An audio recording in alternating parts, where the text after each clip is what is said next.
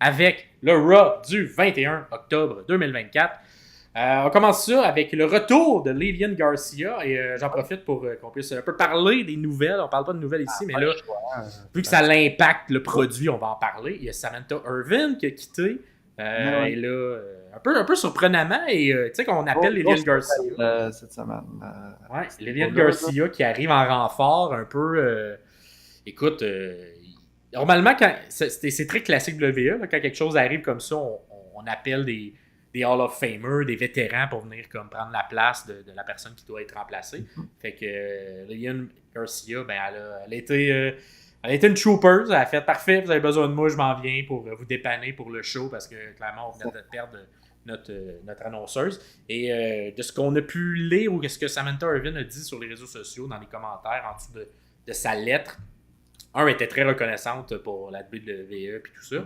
Mais elle, son but, c'était d'être d'autre chose que l'annonceuse. Oui. Mais elle était tellement la meilleure annonceuse que j'ai jamais eu depuis longtemps qu'ils l'ont comme un peu catégorisée dans ce poste-là et ça ne la permettait pas de monter les échelons.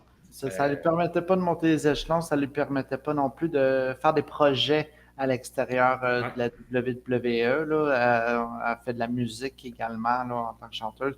Donc, elle voulait pouvoir prendre plus de temps pour ces projets-là. La WWE n'avait pas l'air d'y accorder là, la chose. Donc, puis ça a l'air qu'elle ça faisait plusieurs mois, contrairement à ce qui a été dit, ça faisait plusieurs mois qu'elle les avait avertis. Donc, c'est sûr qu'ils ont sorti la nouvelle on the spot cette journée-là, mais ça a l'air que ça faisait quand même un bout qu'elle avait. Mais je pense qu'on travaillait quand même en coulisses pour tenter de la garder parce qu'on venait. On y avait séparé les shows. Elle ne faisait maintenant, je pense que Raw et les pay-per-view n'étaient plus à SmackDown ou l'inverse, là, peu importe. Mais c'est ça, je pense qu'on l'aimait tellement qu'on essayait de trouver une manière de la garder.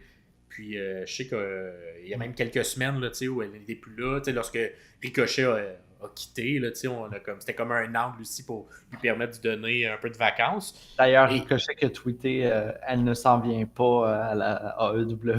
Ouais, exact. Mais moi, le truc le plus surprenant de tout ça, c'est de voir qu'elle souhaitait être une valet, elle souhaitait peut-être même, écoute, faire des petits bumps ici et là. Ouais. Et ça si c'est vrai, je pense qu'on a peut-être raté une bonne occasion du côté de la WWE parce que il y a une AJ Lee qui a un peu un parcours comme ça qu'on a catégorisé un moment donné comme personne plus au micro. Là, elle était general manager, là, on l'a mis dans ce rôle-là pendant quelques temps, mais qui était capable de lutter, qui était capable d'avoir du temps d'antenne, puis lorsqu'elle était là, ben, elle scorait fort au niveau des codes d'écoute. Et j'ai l'impression que Samantha Irvin également, elle scorait très fort, surtout sur les réseaux sociaux. Tu sais, toutes les vidéos qu'on voyait d'elle où elle réagissait à ce qui se passait sur le match, ça avait beaucoup de clics. Elle était très. Tu sais, l'émotion, elle était capable de bien la véhiculer.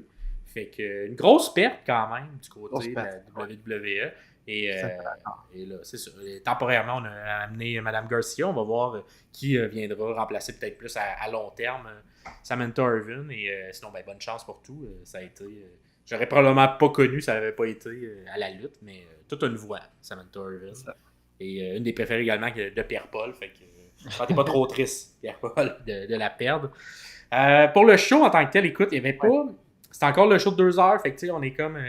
Ça se place tranquillement pas vite, mais. C'est pas encore tout à fait là. Deux trucs que j'ai remarqué, deux trucs que j'ai fait plus aimé dans l'épisode au complet. Fait que tout d'abord, on a eu le match entre New Day ainsi que le Testament dernier pour une place dans l'espèce de tournoi qui se passe en ce moment. Fait que là, évidemment, le dernier Testament. Fait que là, Miz est rendu avec eux. Fait que là, on est ringside avec Karrion Kross, avec la conjointe également de Karrion Kross. On regarde le match, les deux gros monsieur AOP se battent dans le ring contre Kofi. Et là, qui arrive pas, un peu nulle part, R-Truth. R-Truth s'en vient attaquer, là, il l'a pas pris. Fait que là, on sème un petit peu le chaos ringside. Ça permet qu'il y ait une distraction et à donner une victoire à New Day qui écoute, moi, surprenamment, je dirais. On dirait dans la manière qu'on construisait le tout, j'avais l'impression que ça allait être Authors of Pain qui continuaient leur ascension dans ce tournoi-là. Mais non, on le donne du côté de New Day et on verra la suite de cette histoire-là parce que c'est très intéressant ce qui se passe entre Kofi et Xavier également. Et là, il célèbre avec R-Truth. Est-ce que R-Truth va gosser une deuxième personne dans un duo? Peut-être Xavier, parce qu'il va gosser tranquillement pas vite par R-Truth. Mais cependant, ça permet que le testament final attaque après le match tout le monde. On règle le ring. Et qui n'arrive pas pour faire le sauvetage? Les lumières se ferment. La Wyatt Six vient enfin confronter clairement le testament final pour les affronter. Puis là, ben, ça fonctionne bien. Il y a exactement le bon nombre de personnes des deux côtés, avec une madame également de chaque côté. Et d'ailleurs, un beau splash de la part de Abby the Witch, Nikki Cross, qui saute. Et d'ailleurs, tabarouette, je sais pas comment elle fait, en talons hauts, puis elle a comme des griffes là, sur ses gants. Oui, à chaque fois, je suis comme. Elle est bonne d'attraper ses collègues pour pas les blesser en étant en talons hauts, puis des griffes dans les mains. Mais pas de blessure, évidemment. On court à l'extérieur du ring. On a Rowan qui pète tout le monde, les deux d'AOP. On pogne un de nos amis de la Wyatt. On lui fait un powerbomb sur les autres. On revole tout le monde. Et finalement, dans le ring, qui reste? Il reste The Miz qui est comme effrayé dans le milieu. Qui va venir pas l'attaquer? Et là, Uncle Howdy arrive. Mais il réussit à se sauver. Mais qui réussit pas à se sauver? C'est le gérant du testament final qui se fait pogner avec la main... la Mandible Claw dans la gueule, puis let's go, je t'endors. Fait que, écoute, je pense que c'est une bonne suite. J'ai hâte de voir les différents clans. D'après moi, on les coche un à un. Mais la Wyatt Six, maintenant, s'en prend à ce clan-là. Moi, personnellement, dans ce segment-là, j'ai beaucoup de choses que j'ai aimées. Premièrement, justement, le fait que on a eu un tease entre The Miz et Uncle Howdy. Bo Dallas, qui était dans le Miz Tourage à l'époque, donc quand même une relation avec The Miz. Et juste avant que le Wyatt Six apparaisse, lorsque le Final Testament attaquait R-Truth dans le ring, ben, il y avait New Day qui était un peu mitigé à est-ce qu'on vient l'aider? Kofi veut venir l'aider, Xavier. Je veux dire, on build encore l'histoire là, du possible changement au niveau de New Day, turn, donc la dynamique est bien intéressante. Donc, malgré le fait que eux, ils s'en allaient, ils ont gagné le match, on a quand même planté une graine, puis après ça, on est allé vers l'autre segment là, de la rivalité avec Wyatt Six qui sont apparus. Est-ce que les deux histoires vont se recroiser, peut-être également? Parce qu'on s'entend si éventuellement Xavier trahit son confrère, ben il est tout le temps là, hein, Uncle Howdy, pour faire There it is. Puis, le seul élément de tout ça que j'aime pas, c'est j'ai jamais embarqué dans Karen Cross. Puis... Ouais. Non, c'est ça. Littéralement. Là. Ouais, ben tu vois, ça c'en est un peu qu'on disait comme Trick Williams, qui était très over à NXT. Et que lorsqu'il a monté, bon, c'est sûr qu'il s'est pas fait aider par les idées de marde de Vince McMahon. Mais quand même, on lui a eu d'autres chances par la suite, et ça n'a jamais vraiment fonctionné. Fait qu'on va voir. C'est peut-être sa chance d'avoir enfin le spotlight dans quelque chose que les gens sont intéressés aussi. Wyatt Six, c'est très over présentement. Puis j'aime, moi, particulièrement le fait qu'on ait ajouté The Miz, parce que Miz, on va se le dire, c'est quand même un des meilleurs acteurs là, pour jouer les différentes émotions. Et d'avoir quelqu'un qui est bon au micro, qui est capable d'être un bon acteur avec le clan de la Wyatt Six, je pense que ça peut rehausser le niveau. Miz, il a toujours été bon pour faire rehausser ses adversaires, particulièrement lorsqu'il est méchant. Fait que j'aime ce match-là, ce programme-là qu'on fait, d'avoir mis Miz là-dedans. J'ai l'impression qu'on va avoir beaucoup de jus au niveau des promos, qu'on va peut-être... c'est ça, on va peut-être... Je sais pas, on va-tu avoir une confrontation au micro claire? Parce que souvent, présentement, Uncle Howdy, il est plus dans des packages vidéo, mais une confrontation claire au micro entre les deux pourrait être intéressante. Fait que, on va voir ce que ça sera, ce que l'avenir nous réserve. Et finalement, mon match préféré de cette semaine, Jey Uso contre Braun Breaker pour la ceinture intercontinentale de Jey Uso. Écoute, excellent. Vraiment, là, un excellent match. Et dès le départ, la présentation, on s'est mis dans le main event, la présentation avec Lilian Garcia. ça sonne gros main event. Ça sonne comme Gable contre Sami Zayn. Ça sonne comme, il y a quelques semaines, l'autre match, Braun Breaker contre Jey Uso, quand il y a eu le premier changement de titre. Fait que j'aime qu'à la WWE mette l'avant ces ceintures mid-card, mais leur accorde une importance grande à l'intérieur d'un show de semaine. Je trouve qu'ils font un bon travail de tout ça. Le match en tant que tel, écoute, Jay, classique un peu match là, entre Jay et Braun Breaker, on les a vus quand même souvent, mais tellement efficace, mais au niveau du storytelling, c'est là que ça a vraiment été un excellent match pour moi. C'est là que ça s'est débarqué, parce qu'à peu près, quand même tôt dans le match, on a Solo Sikoa qui arrive avec son gilet du Yeet, puis il est comme, check Jay, t'es que toi, la semaine passée, je voulais pas être dans le Bloodline, mais là, je suis venu t'encourager, let's go, tu vas gagner. Puis là, ils ont des billets. Ils ont des billets. Il y a des billets. Moi, le segment des billets, écoute, dans le temps, c'était tellement surutilisé à l'époque de la WCW, puis même Ruthless Aggression. Là, ils ramènent faire de hey, non, on a des billets, nous autres, on est chill d'être là. On vient encourager, on vient voir le match. Fait que, j'ai bien aimé qu'ils arrivent comme ça. Ouais.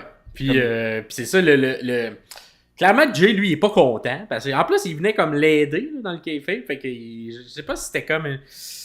Dans le premier segment, on dirait qu'on tentait de déconcentrer Braun Breaker pour comme donner l'avantage à Jay. Jay, il a pas aimé ça, finalement. Il a commencé à aller faire des super kicks à Tangaloa, à Tamatonga. Solo, il comme, qu'est-ce que tu fais? On est là pour toi, là pour t'aider. Arrête de nous attaquer. Pendant qu'il y a une discussion entre Jay et Solo, qui part pas à courir puis qui fait le tour du ring. Braun Breaker qui fait son classique, je pars en malade puis je vais faire un spear à 200 000 à l'heure. Jay se tasse et Paclao spear sur Solo. Et là, j'étais genre, oh, là c'est bon ce que vous nous faites. Parce que là, ça crée une tension. On s'entend, Braun Breaker, il est très tweener en ce moment. La foule l'aime beaucoup. Il va-tu aller s'attaquer à un Solo, tout ça. Fait que là, quand Fatou voit ça, il l'aime tellement, Solo Sikoa. Et ce moment-là, c'est tellement bon. Pour tout le monde. Oui. Tout le monde a fait, wow, je savais pas que je voulais voir Braun Breaker contre Jacob Fatou. Oui. Ça a donné de quoi. Écoute, pour vrai, ça a failli être un turn comme de Braun Breaker à ce moment-là, tellement c'était puissant le moment. Fait que les deux se regardent, genre, tu viens d'attaquer la personne que j'aime le plus au monde, qui est Solo Sikoa. Puis là, Breaker qui fait son Breaker, qui est juste badass. Puis comme, si tu me veux, toi, je te casse la gueule, tout. Écoute, à ce moment-là, j'étais comme, où c'est qu'il s'en a avec l'histoire? Puis finalement, écoute, c'est super bien rattaché. Tu sais, un bon booking, un bon storytelling. Parce que pendant que les deux, ils se font un face-à-face, qui arrive pas de l'autre bord, Jey Uso saute ces deux. Fait que là, les deux attrapent, elles reçoivent dessus. Et là, c'est là que Fatou, il comprend que la plus grande menace entre Breaker et Jay, c'est plus Jay. Parce que là, il vient d'y sauter dessus. Fait que ça fait sauter une coche. Mais tu vois, à ce moment-là, j'étais comme, ils vont-tu vraiment aider Jay à garder sa ceinture? Puis là, ça va peut-être donner des munitions à Jey Uso de revenir pour vrai dans l'autre Bloodline. Puis là, il va être tiraillant entre les deux. Bref, vraiment aimé le storytelling parce que ça me fait réfléchir pendant que le match arrive vers où ça s'en va. Au final, écoute, il y a un gros spear de Jay quand il remonte dans le ring vers Breaker. Ensuite, il fait un gros splash de la troisième. Et là, ce kick-out-là, 1, 2, simplement 2, ça l'explose. Le gros kick-out de Braun Breaker. Et à la dernière seconde aussi, super bien fait. La caméra était bien placée également pour ça. Et s'ensuit, Fatou qui fait son Fatou. Fait que décide que. Parce que l'arbitre, se fait frapper. Fait que là, évidemment, plus d'arbitre.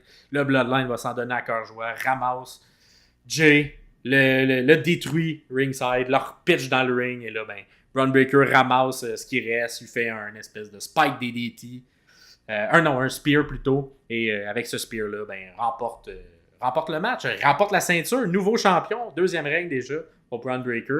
Fait que le finish est ultra surprenant, je ne m'attendais pas qu'il y ait un co-règne comme ça avec Jay. Et là, ça libère l'horaire de Jay vers d'autres histoires. Écoute, moi, je te dirais que quand le Raw a commencé puis qu'ils ont montré qu'il allait avoir un match entre Breaker et Uso pour la belt, j'avais un feeling que le Bloodline puis on en reparlera à SmackDown. Pour SmackDown, mais je trouve que l'histoire, justement, tout est conséquent de ce qui arrive. Jey Uso était là à SmackDown, eux, ils étaient là à Raw, et par la suite, on verra ce qui va se passer. Donc, j'ai comme vu un peu venir, mais j'avais hâte de voir comment ils allaient le faire. Ils l'ont fait d'une manière parfaite. Le match était bon. Ça a permis de builder des affaires on the side en plus. Si jamais Ah, éventuellement ils vont vers Breaker puis Fatou, alors que tu sais, mais c'est ça, ça a il n'y a teasé aucune des raison moments. que ces deux gars-là soient liés dans une histoire en ce moment, là. Non, non. Mais on plante des graines. C'est bon. Puis, non, c'était très bien fait. Puis, j'aime le. Écoute, on dirait que redonner la scène. Puis, tu sais, on dirait que je comprends mieux pourquoi qu'on l'a enlevé à Breaker également, rapidement, là, on s'entend, à sa première défense. Fait que là, on a fait un court règne à Jay, puis je trouve que ce court règne-là est un excellent stepping stone vers le reste de l'histoire. Puis, ben, ça permet à Breaker d'être très relevant là, à l'intérieur des différentes histoires, d'être très badass. Puis, pour vrai, on a, tu sais, la WWE a toutes les cartes dans ses mains selon où ils veulent aller avec Breaker. Veulent-tu le rendre badass, cool, puis on commence à le faire détruire des méchants, ou on veut le mettre plutôt un méchant, puis il commence à continuer d'enchaîner les victoires sur les gentils. Écoute, c'est ça. Tu sais, quand tu sais pas où ça s'en va, mais que t'aimes tout ce qui se passe, c'est exactement ce moment. Je trouve au niveau de l'écriture des histoires, la Lune le fait super bien. Puis ça, c'est un excellent match qu'il montre. Fait que très bon storytelling. J'ai vraiment aimé ça. Ça m'a surpris. Tout ça m'a surpris. Puis je voyais pas venir tout ça. C'est très bon.